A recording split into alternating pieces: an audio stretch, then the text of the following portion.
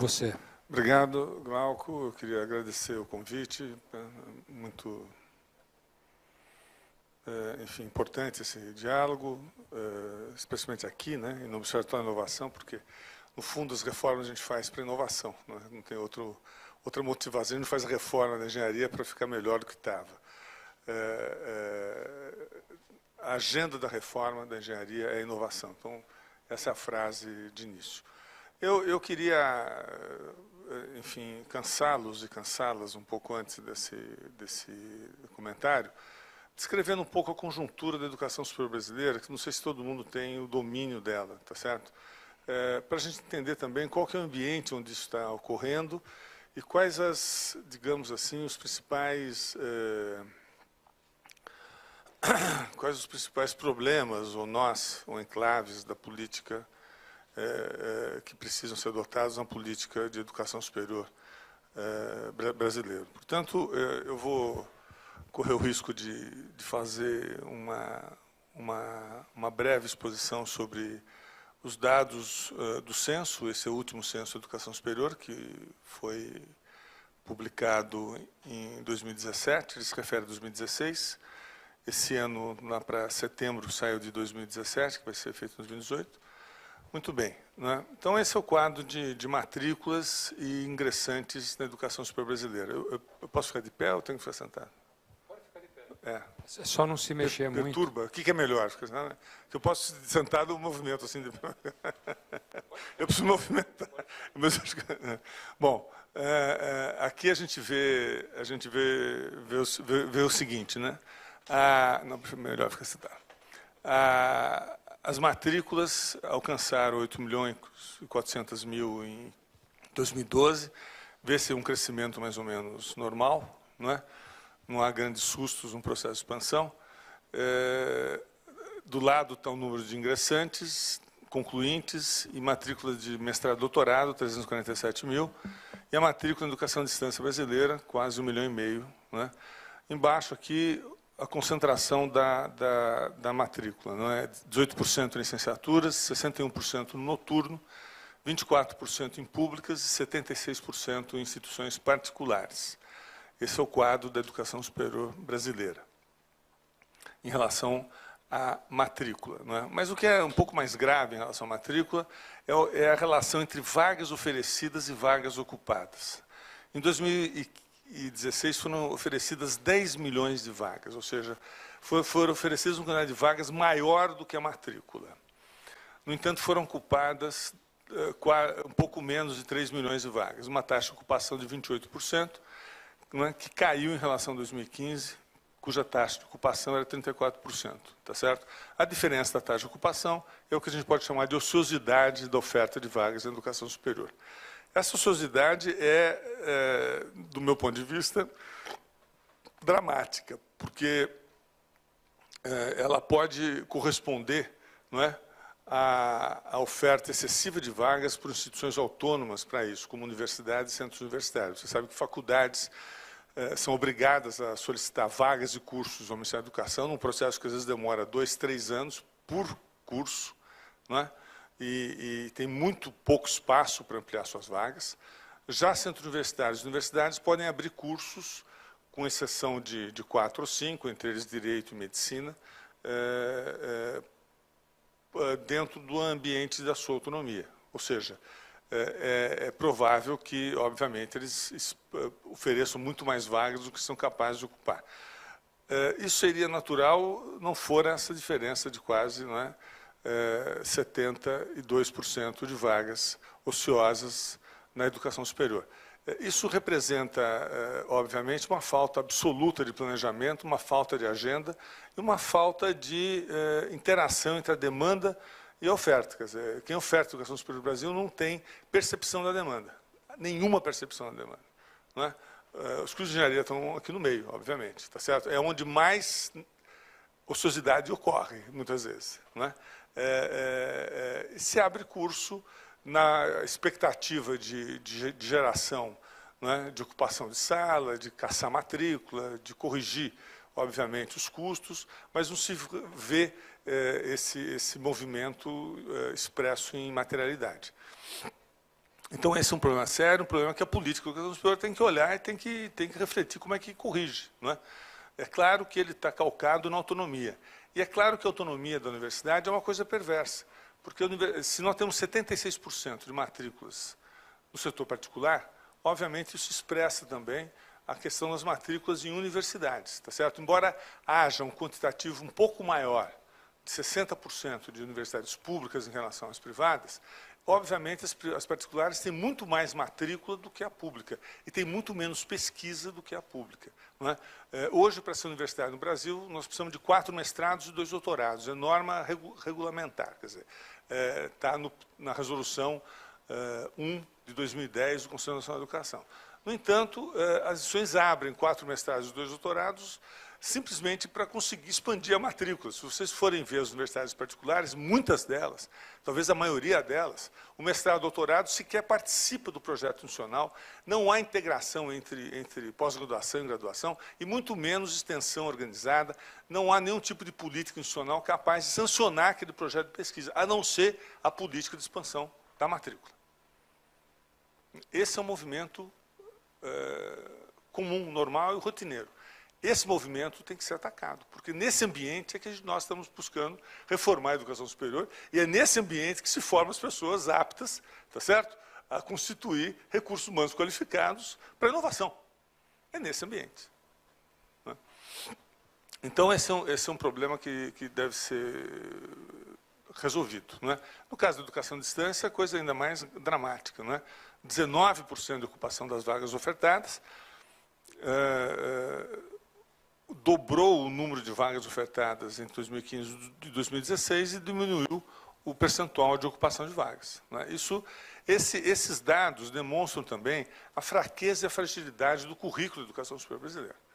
Né? Quer dizer, isso expressa também, em grande parte, em grande medida, pela consistência desse dado, a ausência de representatividade da educação superior no Brasil como forma de inserção social, como forma de inclusão, como forma de êxito e sucesso. Né? E olha que esses dados foram levantados ainda no ápice do FIES. São dados consignados naqueles 62 bilhões que o país está gastando em FIES, tá certo? Envolvendo muitas vezes, em média, 60% da matrícula das instituições particulares de ensino superior, de educação superior. Então não são dados triviais. Bom, seguindo, é claro que nas públicas a ocupação, o percentual é expressivamente maior, mas a gente vai ver mais para frente que, infelizmente, isso não ocorre com a evasão.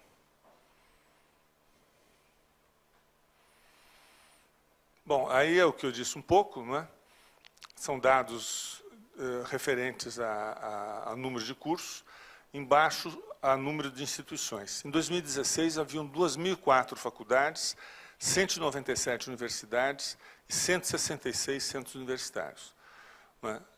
As 197 universidades ofertam 4.300.000 matrículas. As 2.000 e tantas faculdades ofertam metade disso. Isso, obviamente, é a expressão da autonomia e é a expressão do desequilíbrio que a autonomia causa no processo de expansão. Desequilíbrio que gera perda de qualidade. A autonomia vem sendo um instrumento de perda de qualidade no processo formador. Essa é uma questão muito relevante, tá certo? A autonomia não vem consignando a pesquisa como um fator predominante de crescimento em escala, tá certo? Mas, ao forjar uma escala que não é alcançada na graduação, faz com que ela perca a qualidade.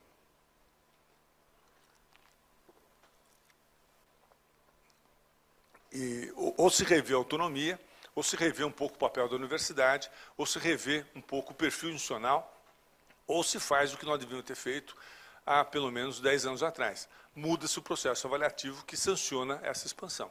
Porque uma universidade tem que ser avaliada para ser credenciada, uma faculdade tem que ser avaliada para ser credenciada, tá certo?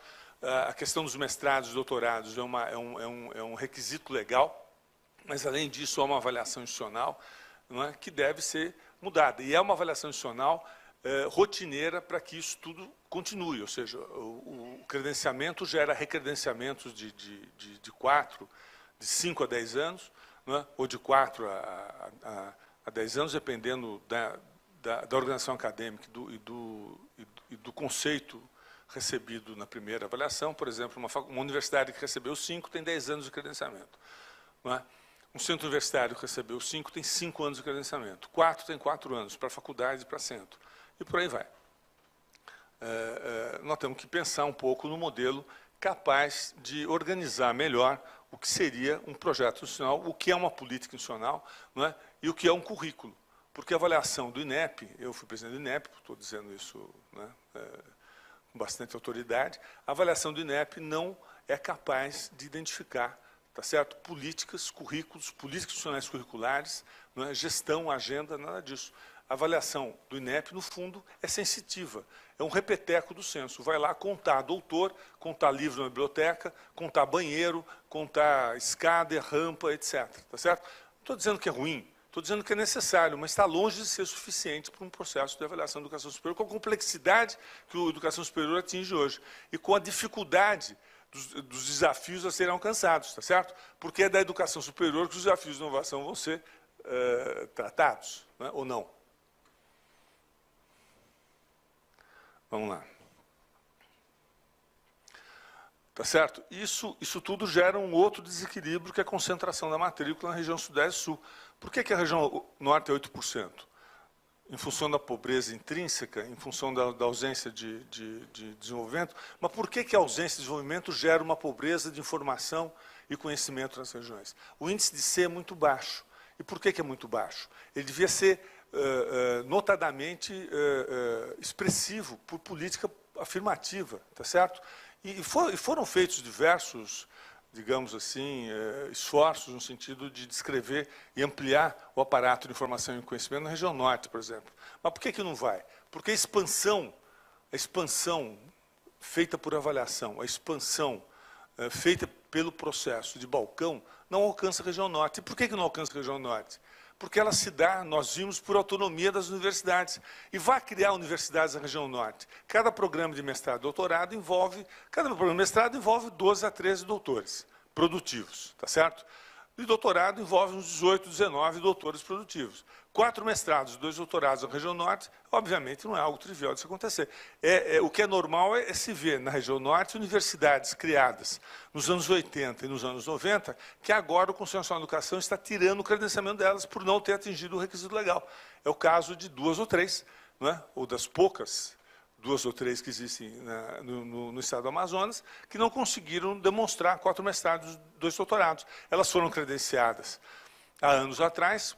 O processo de recredenciamento as alcançou em 2010, 2013. De 2013 até 2016, o Conselho criou diversos níveis de perspectivas e possibilidades de alcance.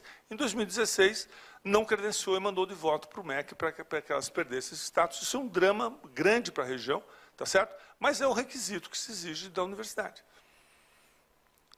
Então, veja, obviamente, a região Centro-Oeste vive um pesadelo similar, né? A região Nordeste cresce um pouco, a Sul decresce um pouco, a Sudeste se mantém e vai chegar aqui talvez uns 52% esse ano, né? Com isso tudo, a gente tem esse dado, que é um dado já conhecido, 66% dos municípios brasileiros não têm oferta de educação superior, nem um polo de educação à distância. Você sabe que a educação à distância funciona com polos, né? E pode, portanto, ser um importante instrumento de regionalização da matrícula. Não é? Muito embora a taxa de ociosidade seja grande, as matrículas cresceram. Temos 1,5 milhão de matrículas de educação à distância. Mas onde é que estão essas matrículas? Estão concentradas nos grandes centros urbanos. Estão concorrendo com cursos presenciais, porta a porta. São polos construídos em Campinas, em São Paulo, em São José dos Campos, tá certo? Em Guaratinguetá. É isso.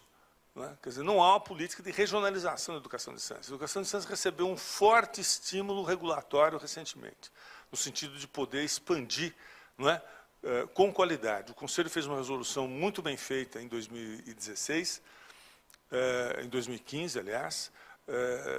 A essa resolução seguiu-se um decreto e uma portaria, mas não produz o efeito que se espera, não é? Que é transformar a educação à distância num projeto institucional capaz de articular, né, com a educação presencial, níveis adequados e inovadores de tecnologias de informação e conhecimento, né, e, sobretudo, regionalizar a matrícula e transformar polos em centros de expansão e mobilidade de informação e conhecimento.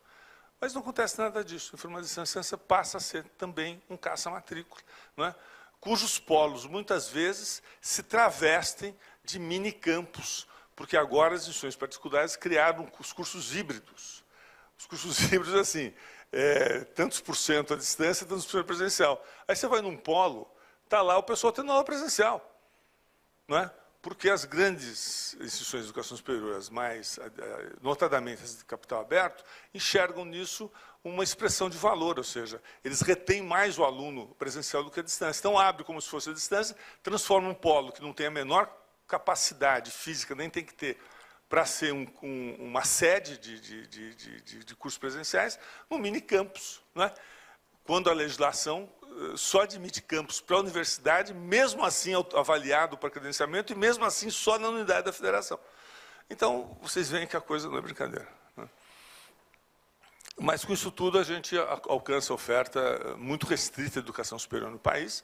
São dados aí abaixo que foram confirmados pelo último censo. 23% dos jovens de 18 a 24 anos, incluindo os que já concluíram, ou seja, a cobertura, né, da demanda chamada líquida de 18 a 24 anos é muito baixa no país. A gente só fica abaixo do Haiti, na América Latina.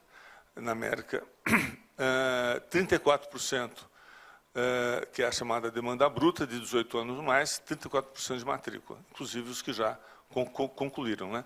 É interessante que o Plano Nacional de Educação, que é uma lei, né, prevê que a gente pule na época de 2014 era 16, né, hoje é 23, para 33% de demanda líquida, e de 26 na época de 2014 para 50% de demanda bruta. Mas como é que a gente vai fazer isso? Com a ociosidade de matrícula que tem, com vaga sobrando, vaga saindo pela janela. Quem é que vai ocupar essas vagas? O problema não é de vaga, o problema é de alcance, o problema é de ordenamento, o problema é de currículo, não é? E também, vamos ver, não é só de financiamento. Não é só de financiamento, tá certo? O principal problema de ocupação de vaga nesse país não é a falta de uma lei. O PNE já está mandando dobrar a matrícula em 10 anos, mas não vai dobrar, não vai dobrar. É óbvio que não vai dobrar, porque sobra a matrícula, não é? Vamos lá. Aí uma referência ilustrativa do que eu já disse. Tá? Aqui é um dado interessante. Bom, aqui é um outro probleminha da nossa expansão. É a concentração da matrícula por curso. Vocês percebam que Direito, Administração, Pedagogia e Contábeis, se a gente for somar, dá mais de 30% da matrícula. Tá certo? Quer dizer, poucos cursos concentram a matrícula brasileira. E por que concentram? Porque, primeiro, não tem agenda, não é obrigado a ter. Ninguém avalia a Bevilacqua, a instituição, pela agenda. Qual é a sua agenda de expansão? Isso é uma piada, ninguém pergunta. Tá certo? Pergunta se tem banheiro, se tem doutor, médios do tamanho dos livros na biblioteca, mas ninguém pergunta qual que é a política de expansão da instituição. Tá certo? A política de expansão, não é, salvo o melhor juízo, não é, na maioria das instituições, se dá pelo processo de menor custo. São cursos cujo custo de implantação, etc., de infraestrutura é menor, não é? Inclusive a exigência de docentes, são cursos mais adaptados aos docentes horistas, aos docentes sem vinculação de qualquer tipo de permanência de regime de tempo de trabalho mais amplo, mais adequado. Não é isso? Isso também por falta... Não, o INEP até coloca indicadores que tantos por cento de regime integral, etc., mas isso descombinado acaba sendo censitário também, acaba sendo um dado de censo, não um dado de avaliação em loco. Não é isso? Engenharia subiu um pouco, mas a matrícula de engenharia, 360 mil versus 862 mil no direito, tá certo? Esses aqui são 5 cursos de maior matrícula no Brasil, pelo último censo, não é? Isso gera um problema sério na agenda brasileira de desenvolvimento e competitividade, não é isso? Nós estamos formando gente para concurso público, tá certo? Formando gente sem roteiro, formando gente sem agenda. Não é isso? Essa é uma questão importante. Aqui é o caso das engenharias, né?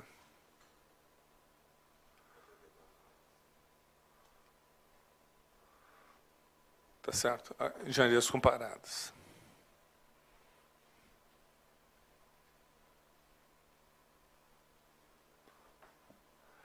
Aqui é uma sinopse de engenharia.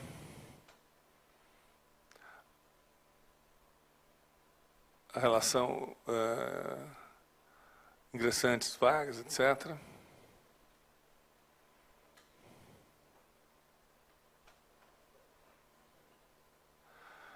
E aqui uma coisa importante, que é o ápice dessa confusão toda. A evolução dos indicadores de trajetória dos estudantes no curso de ingresso. Aí é uma corte de 2010 a 2014, ou seja, todas as almas, tá certo, que dispõem de corpo físico, que foram para a educação superior em 2010, estão aí, e a sua trajetória até 2014. Nesse caso, a gente pode ver o seguinte: a parte mais clara, desculpa que ficou meio... A parte mais clara, a primeira parte é a taxa de permanência, a verde é a taxa de conclusão, e a de cima da verde é a taxa de desistência, certo? Então, no primeiro ano, uma permanência de 87%, uma conclusão de 1,8%, ocorre no primeiro ano conclusão, porque muita gente se matricula no primeiro ano para cobrir uma disciplinas que já fez, ou para concluir uma outra atividade, etc. É uma taxa normal. Não é? E ainda assim, no primeiro ano, 11% de desistência, já no primeiro ano. No segundo ano, 27% de desistência, no terceiro ano, 36%, no quarto ano, 43%, no quinto ano, 49% de desistência. Essa é a taxa real da evasão brasileira medida quando eu era presidente do INEP, inclusive esse dado é de 2015, 2016. Isso é engenharia ou é... Não, isso geral? É geral. É geral. Tá certo? A engenharia já tem um destaque já. Então, isso demonstra um problema sério, não é? Somado à taxa de abstinência na matrícula. Não é? A gente soma uma taxa de evasão de 50%, tá certo? Que para nós é dramática. É dramática por quê? Porque são pessoas que lutaram muito para chegar na educação superior, grosso modo. São pessoas que precisavam desse curso. Tá certo? E são pessoas que venceram barreiras e conseguiram alcançar uma oferta extrema de vagas e representou aquela ínfima demanda. Isso aqui não é trivial para a gente. Não é? Isso pode ser normal para grandes países, ou grandes escolas de grandes países, tá certo? Uma taxa média de 50%, mas uma taxa geral brasileira de 50% de formação, sem contar o desperdício. Esse dinheiro foi contado pelos meus amigos da FGV, acho que em 2014, por aí. É algo assim assustador, uma coisa de 20 bi que se perde, uma coisa assim, um dinheiro, inclusive do setor privado, que vai pelo ralo. Precisa ser feita essa conta ainda, Mário, do custo da evasão brasileira, é um custo grande, tá certo? Aqui é a rede privada e a rede federal, e aí na rede federal pública a gente tem um dado péssimo, né? Quase 43% de evasão. Quer dizer, se a rede pública tem 71% da matrícula feita em vagas ofertadas, na hora H, 46% evade, e esse dado corrige aquele primeiro. Tá certo? Isso também é demonstração absoluta, não é, da ineficácia da educação superior em relação a isso. Agora, eu acho um dado também muito sério. Não é?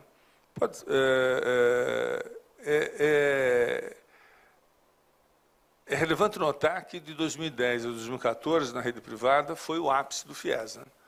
Foi em 2011 para 2012 que foi feito o FIES 2.1, não sei o quê, tá certo? E até 2014 foram efetivados a maioria dos gastos do FIES. Portanto, esse dado de evasão não é dado de recusa, de não ter recurso financeiro para cursar. Né? Esse dado de evasão é um dado, na minha opinião, que diz respeito à ausência de projetos, à ausência de currículo adequado, à ausência de representatividade da universidade como um fator digamos assim, de inclusão e hierarquicamente superior, tá certo? Na análise de quem estuda. Aqui tem direito em engenharias, a taxa de engenharias está em 57% quase, 56,4%. Né? Maior que de direito é 48,1%. A taxa de evasão de engenharias, portanto, é uma das maiores, é a maior taxa de evasão do brasileiro. Não, medida aqui dos cursos que eu estou medindo, tá certo? Não, se eu medir a licenciatura em física, a evasão começa no primeiro mês. É outra conversa, aí não dá, né?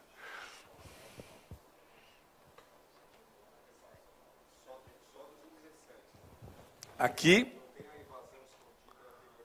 não, aqui eu estou tratando todo mundo que entrou em 2010.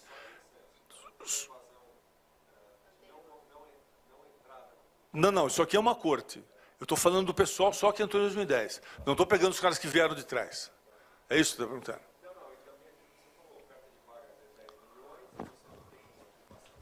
perguntando? Exato.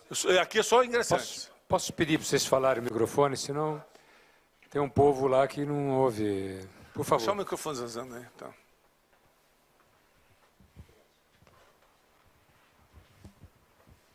Existe a desistência no ingresso, né? Quer dizer, antes você tinha 3 Não, milhões... isso são caras que ingressaram. Sim, então ingressaram, você pode ver que pularam, ficaram no primeiro ano. Ó, 87% ficou no primeiro ano. Sim, mas dos interessados, o interessante é que você fez aquela colocação, que você tinha 3 milhões e tantos de matriculados e ingressantes 2 milhões e tanto. Tá. Na realidade, você já tem o que eu chamaria de uma pré-evasão. Tem uma pré-evasão. Que é muito importante porque a pessoa se matriculou, mas não ingressou. Perfeito. Tá? Ainda com a existência do FIES. Perfeito. Né? Exatamente. Então, eu acho que isso piora o quadro significativamente. Né? Isso é claro. Evidentemente, tá certo. E quando a gente olha o ensino público, tá certo? A gente percebe que não é só desvario do setor particular, tá certo? Está tendo um problema sério aí, porque você pode dizer que o setor particular caça matrícula e tal, mas o setor particular, bem ou mal, é avaliado. É avaliado dessa forma que eu falei, mas é avaliado. Todo curso tem que ser, mesmo aquele que se abre no âmbito da autonomia, tem que ser reconhecido. O reconhecimento do curso é um comitê de 3 pessoas que vai na instituição, analisa, censitariamente, analisa, não é? Uma parte que é necessária, mas, como disse, não é suficiente. Então, não é qualquer coisa também. Tá certo? Não estou falando aqui não é? de Bangu 4. Eu estou me referindo aqui a instituições que estão formadas. Tem docente, tem livro, tem banheiro, tem sala de aula, entendeu? Tem projeto pedagógico, tá certo? Tem atividades, tem produtividade docente. Tudo. Qualquer instituição tem que comprovar essas coisas. Não é? O que eu estou me referindo aqui é que essas coisas estão cada vez menos suficientes para se garantir a efetividade da educação superior. Porque ela pode garantir a eficácia, ou seja, ela pode garantir que o curso não seja criminoso, tá certo? Não é? Mas ela não garante a efetividade, ela não garante que o curso alcance a sociedade. Essa efetividade de política pública a gente prevê, não é? Quando abre um curso superior. O CNE, quando credencia um curso para a sociedade, não credencia um curso para o mantenedor. Não é? E muito menos para a corporação que exigiu aquele campus da Federal, não sei aonde. Não é isso? A gente abre para a sociedade. Se a sociedade está recebendo um resultado desse, ou se esse grau de recusa, tá certo? Eu me pergunto se as próprias instituições não têm acesso ao censo. Isso são dados do censo. Será que os reitores não olham o censo de educação superior e dizem, pô, o que está acontecendo aqui com a minha universidade? Tá certo? Ou o que está acontecendo com o setor? Eu fiz essa palestra na Andifes e levei várias sapatadas, né? Mas fiz, porque não é possível, eu vim aqui para alertá-los. É um problema sério, que nós temos que discutir juntos. Também não acho que a culpa seja das universidades, eu acho que é uma questão de política pública inserida no processo. A avaliação é vagabunda desse ponto de vista. Ela é excelente para proteger a sociedade. Ela protege a sociedade mal feito. Mas o custo que a gente tem na avaliação e a sua necessidade para um país que quer ser competitivo, que quer inovar, é muito pouco. É muito dinheiro para pouco resultado. Então, vamos proteger a sociedade, mas vamos além. Vamos estimular bons projetos, bons programas, vamos avaliar as instituições de maneira diversa. Não é? Eu não posso avaliar uma grande universidade federal, como a FMG, do jeito que eu avalio uma universidade particular que tem 4 mestrados, 2 doutorados para abrir tabela. E eu avalio do mesmo jeito. É claro que a outra vai sempre tirar 5. Mas os 5 dela não significa nada, não aponta um limite, um problema. E quem mais precisa nesse país, que são as melhores instituições, não sabe dos seus problemas, dos seus limites, pelo processo avaliativo. Porque só se interessa pela avaliação quem a avaliação incomoda. Essas instituições não são incomodadas pela avaliação. Então não se interessam pela avaliação. Porque se interessassem, elas próprias teriam potencial para corrigir a avaliação. Tá certo? E participar de um processo mais ativo e mais representativo, não é, da avaliação da educação superior brasileira como um fator estratégico para o desenvolvimento econômico e social do país. Então, não é, elas não se interessam pela avaliação, a avaliação não nos incomoda, elas não incomodam a avaliação, fica ótimo. Né? Agora, quem a avaliação incomoda, uma universidade que está lá, não é, pronta para ser descredenciada, essa investe tudo que tem e que não tem para receber a avaliação. Não é isso? E o resultado para essa instituição acaba não sendo muito representativo, ela cai nesse mesmo problema. Ela continua com os dados de evasão iguais, ela continua com vaga ociosa, ela não preenche as vagas. Quer dizer, ela faz um esforço imenso para receber a avaliação e acaba que o resultado para a sociedade desse esforço é quase igual ao anterior. Com a diferença que ela passa a não se representar um risco para a sociedade, que isso é muito importante. Não é? Mas não é suficiente. Então, essa coisa de você ter uma atenção maior com o processo avaliativo é essencial e é estratégico. Não é? Alguém ia falar alguma coisa? Não, Curi, só para, se tivesse 20 segundos, só para as pessoas pensarem, como é que você está trabalhando com a ideia de evasão? Porque nós criamos aqui no Observatório Engenharia Data, e esse foi um ponto que é um complicador enorme, certo? Como é que se calcula... entende? Você pega 4 anos e quem não está, depois se o cara volta depois de 2, aí tem uma série de problemas que aparecem. Então, se você achar que é conveniente, senão você fala depois no final. Como é que você está dizendo, como é que é calculada a evasão? O que quer dizer evasão? Entende? Ele sai uma vez, não volta, ele volta... Isso aqui, eu peguei esse dado que é o mais completo, porque essa é uma discussão muito grande, tá certo? A rematrícula, a perspectiva, mas aí é outra corte. Eu peguei uma corte para exemplificar o que acontece com um grupo de alunos que entra em 2010 e sai em 2014. Porque os meandros de um processo desse é imenso. Tá certo? É imenso. Não é?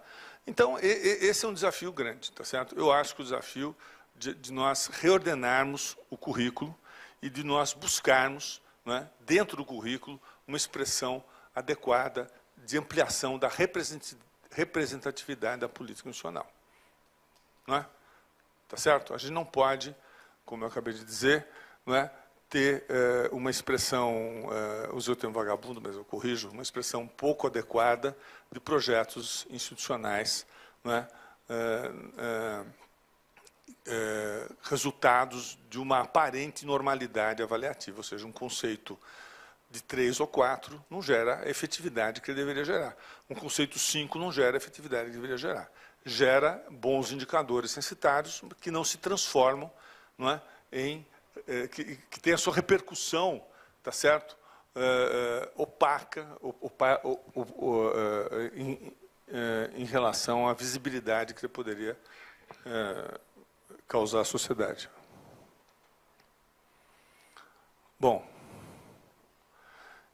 aqui está um pouco, olha aqui, esse dado você um pouco explica, isso aqui é evasão estimada de engenharia ano a ano.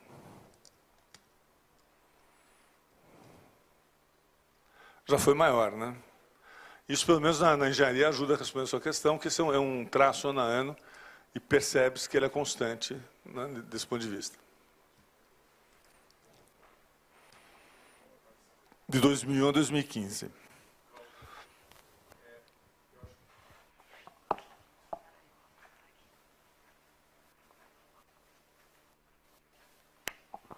Desculpa, eu acho que tem uma coisa importantíssima na sua pergunta, como é que você calcula essa evasão?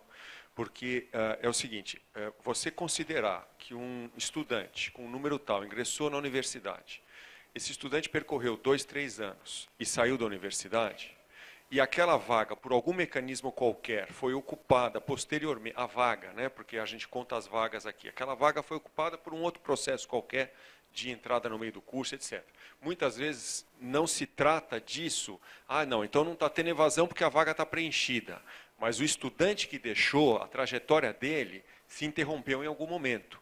Essa é a verdadeira evasão, porque a não formação, o dispêndio, o custo já ocorreram. E a consequência não está sendo medida porque a vaga foi ocupada. Então, na realidade, tem que se atentar muito bem para como é que se calcula essa evasão, e isso pode mudar dramaticamente os números se a gente considerar a efetiva conclusão do curso para um aluno que ingressou. Porque a não formação que ocorreu efetivamente e o custo que se despendeu no processo já foram. Né? É isso. Essa é a efetiva formação de quem ingressou. Isso. Tá certo? Se o sujeito aqui se rematriculou, o custo original dele nesse curso está dado. É isso que você disse, tá certo? O custo aluno aqui está impactado. Sim, sem dúvida, não é? sem dúvida. Ele pode ter saído de engenharia e ter ido se matricular lá em administração de empresas, mas a engenharia já contabilizou o prejuízo aqui. É o custo da não formação, porque ele ocupou a vaga. Exatamente. Agora, se você for para outros cursos, você vai ver que mesmo em qualquer curso que você pegue, você não tem inflação menor que 35%, 40%, a não ser medicina ou algumas áreas de saúde. Dependendo da maneira como se calcula isso hoje, você pode ter números bem maiores. Bem maiores, bem maiores. Sem dúvida. Então, isso quer dizer, pode dramatizar mais a situação. Exatamente. Tem uma... Vamos tentar deixar o Cury terminado, aí a gente faz todos os comentários e perguntas possíveis, tá? Tá. Bom, então eu passei aqui esse tema de engenharia. Aqui eu passei umas coisinhas aqui que eu tirei lá da apresentação da Giana na MEI, que eu achei interessante dividir com vocês, tá certo? Nós estamos num estágio de indústria 4.0 e cada vez mais a gente forma menos engenharia. Quer dizer, como é que a gente vai enfrentar esse estágio? Quem é que vai enfrentar esse negócio, esse estágio de indústria 4.0? Não é? Teve uma evolução imensa na tecnologia industrial. E a gente viu aqui que a evasão de 2001 era 51, em 2016 é 49. Tá certo? Isso é um dado. Agora, esse dado expressa uma coisa que eu não consigo medir. Não é? Expressa o currículo. Expressa o currículo. Tá certo? Esse dado já disse, não expressa a condição econômica, não é? Não expressa o currículo e a perda do status de ser um estudante, inclusive de educação pública. Eu entrei nessa universidade aqui em 78. Eu tinha o maior orgulho da minha carteirinha, achava o máximo. Será que é assim hoje ainda? Não é? Eu vim aqui, tive o prazer de me perder, porque isso aqui é bem escondido. Né? Ele falou em reitoria velha, eu fui na reitoria que tinha uma livraria da EDUSP e tal, dei na cara na porta. Pois era velha, que agora virou nova. Né? Mas, assim, eu venho com frequência aqui à USP, mas cada vez que eu venho eu lembro de quando eu era estudante, o prazer que eu tinha de andar a pé, etc. E a representatividade social que isso me dava aos 18 anos. Era expressiva a representatividade social. Não é? Será que é a mesma? Será que o estudante do FMG pensa assim hoje? Será que o estudante da Federal de Juiz de Fora, da Federal de Viçosa? Isso é muito importante. Isso é muito importante. Não é isso? Quer dizer, a gente tem que ter noção que a gente não constrói a indústria 4.0 não só sem bons currículos, mas sem um ambiente acadêmico adequado. Sem um ambiente acadêmico adequado, não só claro, mas é um instrumento essencial, estratégico no processo, não é? Que são recursos humanos. Não é? Quem fundou a Embraer foi o ITA, tá certo? Então, quer dizer, não dá para a gente imaginar que a coisa tenha mudado assim. Isso devia ter se tornado mais complexo ainda. Não é? E a complexidade educacional não vem acompanhando a complexidade do desenvolvimento tecnológico que a gente tem que chegar. Me convidaram para um negócio que vai aparecer agora aí sobre os determinantes da indústria 4.0 no Brasil, etc. Um estudo do Luciano, inclusive, que eu vou ver. Mas como é que a gente vai montar isso sem ator? Como é que a gente vai mudar o cenário sem ator? Não é? Como é que a gente vai encenar uma peça nova com um ator que só sabe a peça antiga? Não é? Isso aí é outra coisa também que eu achei interessante da mesma fonte, são as tecnologias críticas para a inovação e manufatura avançada. Nem o curso de engenharia brasileiro, salvo a Escola Politécnica, não quero aqui generalizar, salvo exceções relevantes, a Unesp, a Poli, etc. É difícil achar um curso superior de engenharia no Brasil que dê conta de análise preditiva, robótica avançada, design de código aberto. Né? Tá certo? Como é que o engenheiro com o nosso currículo vai enfrentar as tecnologias críticas para inovação e manufatura avançada? Se a gente conhece bem os cursos de engenharia no país. Não é isso? Não é?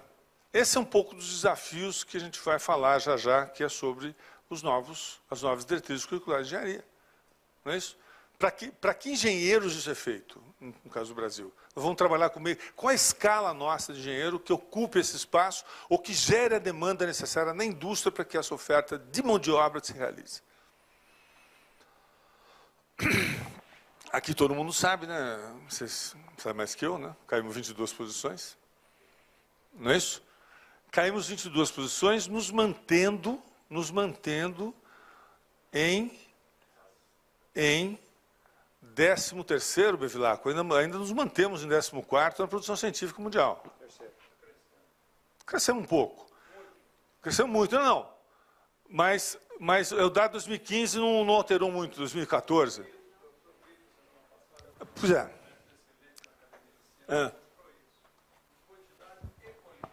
Quantidade e qualidade. Pois é, e estamos decaindo na taxa, no índice global de inovação. Perdemos 22 posições. Não é? E estamos na 99ª posição na eficiência e inovação, que é a conversão de insumo em produto. Então, quer dizer, são dados relevantes para nós tentarmos associar formação, política institucional acadêmica, currículos, avaliação, projeto institucional que integre pós-graduação. A minha preocupação com a pesquisa, Bevilacqua, vou lhe dizer qual é, eu publiquei um artigo na Folha recente sobre isso. Como é que está a sucessão dos caras que produzem qualidade e quantidade no Brasil? Como é que é a sucessão desses grupos mais produtivos? Esse é um grande problema para nós. Os sucessores desses grupos mais produtivos, tá certo? Estão se formando com esses currículos. Não é isso? E, como disse o Mário, a taxa de evasão de curso de ciência é imensa.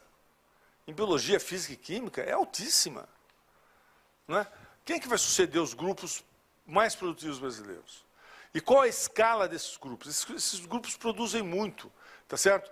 Eu falei com o Brito outro dia que a gente precisa fazer uma conta também de população que produz versus produção.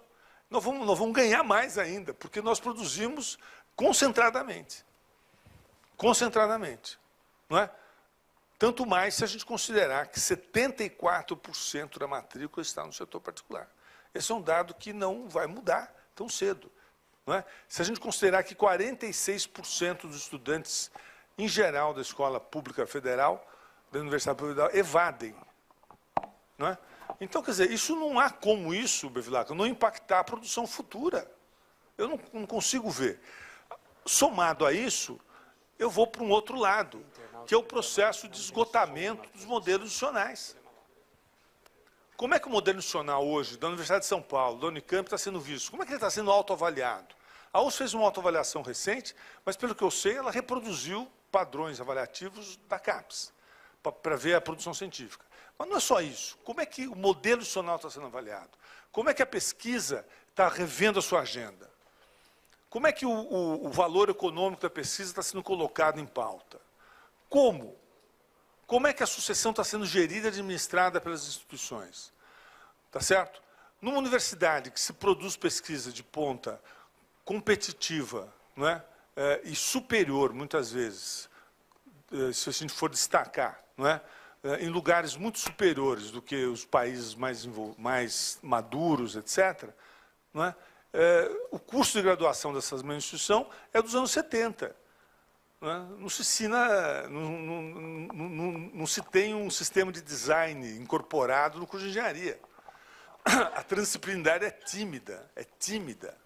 É tímida em onde foi construída, como o Bevilacqua construiu, não é? Corre-se riscos diários de se perdê-la. Não é isso, Bevilacqua? Então, o que vai ser do futuro? Quer dizer, a gente não pode olhar o futuro apenas com um fator de previsibilidade do que é controlado. Não é? Nós estamos controlando uma produção científica que não alcança a produtividade.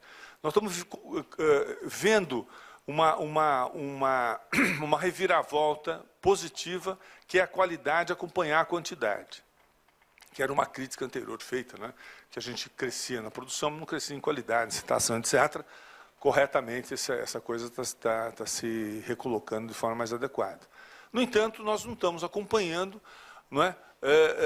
Primeiro, a expressão socioeconômica dessa pesquisa, nós não estamos acompanhando o ambiente que essas pesquisas estão se organizando e até onde elas vão com esse ambiente, tá certo?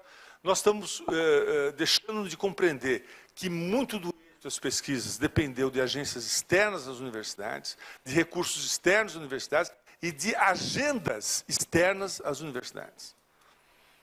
Tá certo? Pelas agências de fomento, etc. Não é? Quem muitas vezes organiza a agenda da pós-graduação é muito mais o comitê de área da CAPES do que a universidade. Quem for fazer um projeto inovador em doutorado corre o risco de levar um pau da avaliação e colocar em risco o seu curso 7. A CAPES, estou falando porque eu sou do Conselho Superior da CAPES, a CAPES, eu faço autocríticas, tá certo? Não é? Todas as vagabundagens eu sou responsável, quero dizer isso aqui, deixar claro, tá certo? Eu sou o sujeito responsável pelas vagabundagens. A CAPES, tá certo? Precisa criar urgentemente um espaço para que haja inovação na pós-graduação. Modelos inovadores, para que a gente consiga não correr o risco de perder o 7, tá certo? Porque o 7 virou também uma função burocrática e censitária de pontos. Se a gente não for para além, a gente não sai. Não adianta comemorar um bom dado. Nós temos que perceber até quando esse bom dado vai durar. Não é? Num país que faz política econômica cíclica, nunca fez nada anticíclico, nunca investiu em educação, ciência, tecnologia e inovação quando a coisa estava para baixo. E quando está para cima também não investe, deixa a sociedade virar. Então, é muito complicado. É muito complicado. Quer dizer, se a gente não começar a fazer uma conjunção de esforços, não é? E aí, tem atores que vocês nem percebem. O ator Conselho Nacional de Educação é imperceptível para a ciência brasileira. É imperceptível. Quando eu chamo algum cientista para sentar lá e discutir diretriz curricular, o que eu escuto, às vezes, assim, não, desculpe, professor, eu não sou pedagogo. Eu não sou, desculpe. Fala, não, o senhor não se desculpe por isso, fique tranquilo. Às vezes até é bom não ser pedagogo. Né? Então é isso, quer dizer, não se tem o alcance que uma diretriz pode impactar o processo de formulação, o processo de inserção de novos modelos institucionais, o processo de preparação de novas agendas, o processo de aproximação necessária, inadiável, da pesquisa, da formação e da extensão, que está na lei de 96, na LDB, e nunca foi efetivada, exercitada de maneira clara em projetos institucionais. Tá certo? A grosso modo, os alunos de graduação não sabem o que se passa na pós-graduação, o professor parece que veste outra camisa, ele se traveste para dar aula na graduação e vai para a pós contra a cabeça, tá certo? As coisas na fronteira do conhecimento da área dele não permitiriam que ele desse aquela aula na graduação, mas ele dá assim mesmo, porque o currículo não mudou. Então, é muito complicado. Se a gente não tentar ver essas coisas sob uma ótica integradora, ou seja, o INEP é importantíssimo para isso. A boa notícia é que a presidente do INEP é de extrema qualidade. Ela está muito preocupada com isso, disposta a mudar. A CAPES é fundamental. O CNE é fundamental, porque o CNE regula esse negócio, faz resoluções, faz currículo. Olha que responsabilidade, tá certo? Se bobear, a gente reproduz as coisas passadas. Se a gente convidar errado as pessoas, a gente... entrando agora na questão da inovação, peço desculpas pelo tempo, você falou que eu podia falar quando tu quisesse. Fez 48 horas. Esse equívoco, você cometeu esse equívoco no começo. Mas o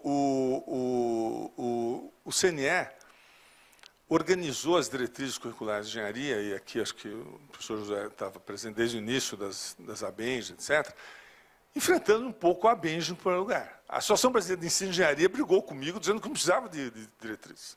É ou não é? Não precisa de diretriz, já tem diretriz.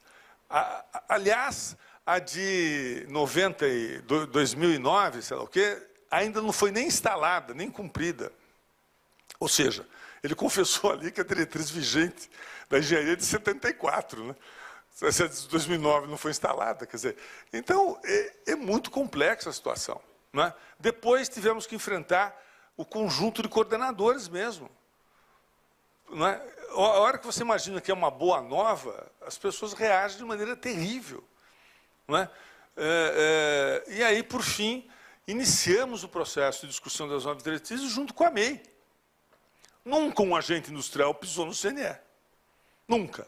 Nunca um ator de outra arena pisou no CNE, o que é um problema sério, porque o CNE produz educação para as outras arenas, não para os mantenedores, para os sindicatos e para os professores, que são os atores da arena educacional. É a primeira vez que ator de outra arena pisa no CNE e nos ajuda a construir um projeto de política pública. Essa nova diretriz foi integralmente discutida e debatida na MEI, junto à MEI. O último acordo, ele estava lá presente, foi na MEI, aqui em São Paulo. Eu vim de Brasília para cá. Não é isso? A Benji fez um trabalho extraordinário, não é? Ampliando a discussão e reordenando uma visão conservadora dos próprios coordenadores. Pegando exemplos inovadores, como o dele, por exemplo, né? Pegando exemplos inovadores de cursos e expandindo esses exemplos para o conjunto. Tá certo? Então, houve um esforço imenso do que eu chamo de vanguarda. Né? Tá certo? Nós somos marxistas, a gente lembrava, né? Ele dizia uma frase já na sua tenridade, que a massa sem vanguarda está fadada ao fracasso. Esse é um problema sério. O Brasil não tem mais vanguarda em lugar nenhum, é um conjunto de massas dispersas. Não é? É massas dispersas. Então, quando surge uma vanguarda capaz de ordenar, de discutir e de levar a discussão num padrão de interesse do conjunto da sociedade, e não das escolas, dos cursos, dos mantenedores, dos reitores, porque todo mundo tem interesse enviesado nesse processo, de ser, obviamente, o principal agraciado da política. Isso faz parte, né, da construção da política pública. Combater isso que é o problema, porque isso é natural. Então, acho que nós conseguimos combater isso no caso das engenharias. E também estamos conseguindo no caso de outras áreas. O CNE hoje tem 7 ou 8 diretrizes curriculares nacionais abertas em discussão, né? Inclusive na área de saúde. Só um instantinho, vou tomar. Por enquanto, você toma água. Tem uma enxurrada de perguntas aqui sobre a engenharia, certo? O que vocês estão pensando, se é o currículo, se é o número de anos do curso. Vamos lá, vou falar. São as questões polêmicas, entende? Aliás, todas. eu estou vendo então, o pessoal está querendo morder aqui no a gente não consegue mudar o currículo de engenharia se a gente também não mudar o modelo nacional. Porque a escola que for aplicar aquele modelo de currículo inovador, se ela for conservadora, ela não aplica nada. Ela a diretriz vira um mini currículo mínimo. Não é? Então, o esforço nosso é para integrar, tá certo?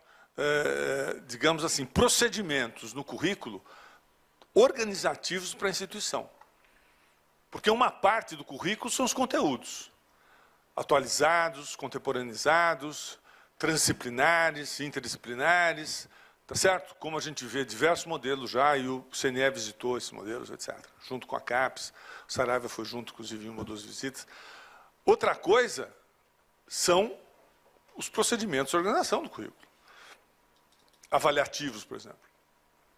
O processo avaliativo no currículo muda tudo. Se a avaliação for focada no desempenho do aprendizado, se a avaliação for focada como instrumento de fortalecimento da autonomia intelectual, se a avaliação for focada em temas essenciais capazes de despertar o interesse do aluno, ou da aluna, é uma coisa. Tá certo? Se a avaliação for um checklist do que o professor deu, ela é outra. Não é isso?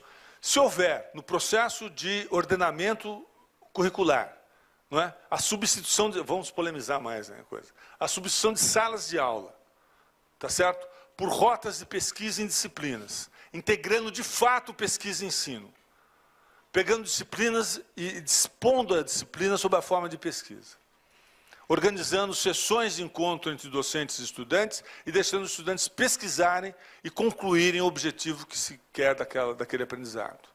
Se fizéssemos isso também em extensão, reduzindo drasticamente o espaço de aula expositiva, ampliando a integração entre os estudantes para a organização dos estudos, ampliando a troca de informação, tá certo? Ampliando a leitura e a escrita no processo. Isso é fundamental. Ampliando as práticas não só de laboratório, mas as práticas reais, a visão do laboratório integrado à sociedade, Não é? No caso de engenharia, isso pode ser dito com a palavra design. As coisas mudam de figura. Não adianta só mudar o conteúdo numa diretriz, e nem mudar o número de anos, o número de horas-aula, o número de estágio. Tem que ter esse tipo de procedimento de organização. Não é? Eu lamentei, quando eu era presidente do INEP, que eu recebi recursos contra comissões de avaliação que iam lá e negavam cursos que davam mais de 20% de estágio. Porque na diretriz dizia que era 20%. Quer dizer, olha o padrão. A gente tem que ter um cuidado que a diretriz, porque no final das contas, a tendência é de ficar com os mínimos. Até o ponto de vista do órgão regulador. Eu fiquei com vergonha daquilo, né? Eu quase que me demito por causa daquilo, mas aí eu tentei mudar, conversar, etc, etc, etc. Não é? Quer dizer, a gente não pode ter uma diretriz que limite assim a atividade prática. Nós não podemos partir do princípio que todo mundo vai fazer o errado. Aí a gente não estimula porque a gente quer supervisionar na hora da primeira política. A supervisão vem depois. A supervisão é a polícia do Ministério da Educação. A gente não pode exercitar a supervisão na hora de definir o currículo, de estimular boas práticas e de estimular, tá certo? Desenvolvimento, desempenho adequado e ampliar a representatividade da educação superior brasileira. Não pode. E essa é uma coisa grave que nós temos que lutar, inclusive dentro do CNE. A mania de quando lança uma coisa, já lança 3 ou 4 limites graves. Ah, se não for assim, eles vão usar isso de maneira errada. Não é? Ah, não, vai diminuir a hora-aula. Xiii, hora-aula, ninguém controla os alunos. Quem vai controlar o professor? Ele vai trabalhar, não vai trabalhar? Tá certo? E vão enganar a gente, o professor vai ser subcontratado. Já começa toda uma discussão lateral, nociva ao estímulo de um bom processo educacional que o país precisa, ao estímulo das transformações que o país precisa. Se nós formos querer cartorializar a institucionalidade, não é, da Universidade Brasileira, nós estamos condenando o Brasil a mais 20 anos de atraso. E não adianta vir com ponto 4. Nós não vamos ter gente para tocá-lo. Tá certo? Bom, muito obrigado. Eu passo aqui a atender os estudantes.